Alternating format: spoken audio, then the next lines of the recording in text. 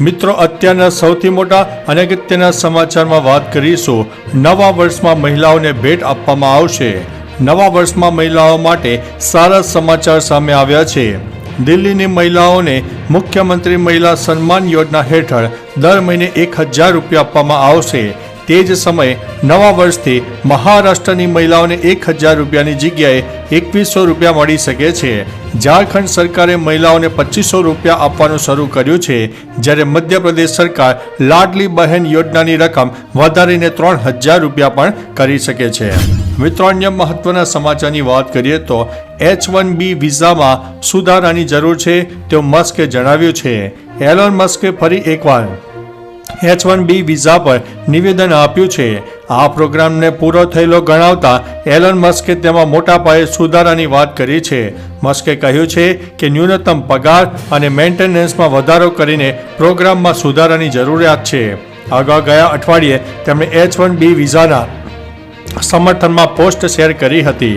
દર વર્ષે લગભગ 45,000 ભારતીયો આ વિઝા પર અમેરિકા જાય છે. એલોન મસ્ક પણ દક્ષિણ આફ્રિકાથી H1B વિઝા પર અમેરિકા પહોંચ્યા હતા. મિત્રો, અન્ય મહત્વના સમાચારની વાત કરીએ તો GST પછી તેલ અને સાબુ પરનો ટેક્સ ઘટ્યો છે. નાણામંત્રી નિર્મલા સીતારમણે કહ્યું છે કે GST એ જરૂરી ચીજવસ્તુઓ પરથી ટેક્સ નથી લગાવ્યો. GST પહેલાં વેટ અને એક્સાઇઝ ડ્યુટી જેવી રાજ્યોની પોતાની સિસ્ટમ હતી. માટે એ કહેવું ખોટું છે કે GSTને કારણે તમારા સાબુ, તેલ અને કાંસકા ઉપર ટેક્સ લાગે છે. હું નિશ્ચિતપણે કહી શકું છું કે GST પછી તમામ ઉત્પાદનો પરનો ટેક્સ ઓછો થયો છે. GST એ સમગ્ર દેશમાં કરવેરા હેઠળ સમાન કાયદો બનાવે છે. મિત્રો, અન્ય મહત્વના સમાચારની વાત કરીએ તો અમદાવાદનો સારંગપુર બ્રિજ 1.5 વર્ષ માટે બંધ. કાલુપુર રેલવે સ્ટેશનનું રીડેવલપમેન્ટ કરવામાં આવી રહ્યું છે. આગામી 2 જાન્યુઆરીથી કાલુપુર રેલવે સ્ટેશન નજીક આવેલા સારંગપુર બ્રિજને તોડીને નવો બનાવવાની કામગીરી હાથ ધરવામાં આવશે, જેના પગલે 2 જાન્યુઆરીથી 2025થી સારંગપુર બ્રિજ વાહન વ્યવહાર માટે બંધ કરવામાં આવશે. 30 જૂન 2026 એટલે કે 1.5 વર્ષ સુધી સારંગપુર બ્રિજ પર વાહનોની અવરજવર બંધ રહેશે. મિત્રો, અન્ય મહત્વના સમાચારની વાત કરીએ તો હથિયાર સાથે રીલ બનાવતા 4 યુવકોને પોલીસે ઝડપ્યા છે. સોશિયલ મીડિયામાં રાતોરાત ફેમસ થવાના ચક્કરમાં લોકો કોઈ પણ વિષય સમજ્યા જાણ્યા વગર રીલ બનાવીને ન કરવાનું કરી બેસતા હોય છે. તેવામાં સુરતમાં હથિયાર સાથે યુવકોએ મોઢાના ભાગે ચપ્પુ રાખીને રીલ બનાવી હતી. જો કે પોલીસે વિડીયોના આધારે 4 શખ્સોને ઝડપીને આગળની કાર્યવાહી હાથ ધરી છે. મિત્રો, અન્ય મહત્વના સમાચારની વાત કરીએ તો ઊંઝા માર્કેટયાર્ડમાં વરિયાળીના મુહૂર્તના સોદા. ઊંઝા માર્કેટયાર્ડમાં નવી વરિયાળીની આવક શરૂ થઈ છે. મુહૂર્તના સોદા કરવામાં આવ્યા હતા, જે દરમિયાન વેપારીઓએ ઊંચી બોલી લગાવી હતી. 20 કિલો વરિયાળીના 42,000 રૂપિયાના ભાવ બોલાયા હતા, જે સામાન્ય ભાવથી ઘણો ઊંચો છે. 20 કિલોનો રેગ્યુલર ભાવ આશરે 4,000ની આસપાસ હોય છે. ઊંઝા માર્કેટયાર્ડમાં મધ્યપ્રદેશથી ખેડૂત પોતાની વરિયાળી લઈને આવ્યા હતા. મિત્રો, અન્ય મહત્વના સમાચારની વાત કરીએ તો કેરળ મિની પાકિસ્તાન માટે રાહુલ જીત્યા. બીજેપી નેતા અને મહારાષ્ટ્રના મંત્રી નીતિશ રાણેએ કેરળ મિની પાકિસ્તાન હોવાના તેમના નિવેદન ઉપર સ્પષ્ટતા આપી છે.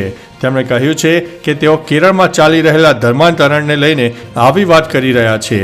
કોંગ્રેસને મારો પડકાર છે કે મને ખોટો સાબિત કરો. પુણેમાં એક રેલીને સંબોધતા તેમણે કહ્યું હતું કે કેરળ પાકિસ્તાન છે એટલે રાહુલ ગાંધી અને પ્રિયંકા ત્યાંથી ચૂંટણી જીતે છે. બધા આતંકવાદીઓ તેને મત આપે છે. મિત્રો, અન્ય મહત્વના સમાચારની વાત કરીએ તો પાવાગઢ પરિક્રમાનો પ્રારંભ થયો છે. હજારો ભક્તો જોડાઈ ગયા છે. ગિરનારની લીલી પરિક્રમાની જેમ એટલે કે સોમવારથી મહાકાળી માતાના ધામ પાવાગઢની 44 કિલોમીટરની પરિક્રમાનો પ્રારંભ થયો છે. આ પરિક્રમા છેલ્લા 9 વર્ષથી યોજાય છે. વાઘેશ્વરી માતાના મંદિરથી આ 9મી પાવાગઢ પરિક્રમાનો પ્રારંભ થયો હતો. શિયાળાની ઠંડકમાં કુદરતી સૌંદર્ય માણતા ભક્તો ઉત્સાહભેર યાત્રા કરે છે. મહાકાળી મંદિરના જીર્ણોદ્ધાર બાદ ભક્તોની સંખ્યા સતત વધી રહી છે. મિત્રો, અન્ય મહત્વના સમાચારની વાત કરીએ તો પાકિસ્તાની સેના ઊભી પૂંછડીએ ભાગી.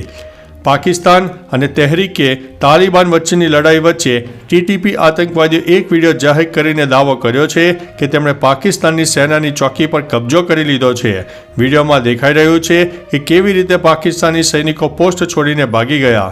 તેઓએ બાજૌર જિલ્લામાં પાકિસ્તાની સેનાની ચેકપોસ્ટ પર કબજો કરી લીધો હતો. ટીટીપીએ આ પોસ્ટ પરથી પાકિસ્તાની સેનાનો ધ્વજ હટાવીને તેનો ઇસ્લામિક ધ્વજ ફરકાવ્યો હતો. મિત્રો, અન્ય મહત્વના સમાચારની વાત કરીએ તો વડોદરામાં 13 લાખના કિંમતની દારૂની 200 પેટી જપ્ત કરવામાં આવી છે. વડોદરાના વાસણા રોડ વિસ્તારમાં 2 દિવસ પહેલા બિનવારસી હાલતમાં દારૂ ભરેલી ટ્રક પકડવાના બનાવમાં ક્રાઇમ બ્રાન્ચે એક ખેપિયાને ઝડપ્યો છે. ઘરવખરીના સામાનમાં દારૂ ભરેલી ટ્રક આવી હોવાની વિગતને પગલે ગોત્રી પોલીસે દરોડો પાડીને 13 લાખ ઉપરાંતની કિંમતની દારૂની 200 પેટી કબજે કરી છે.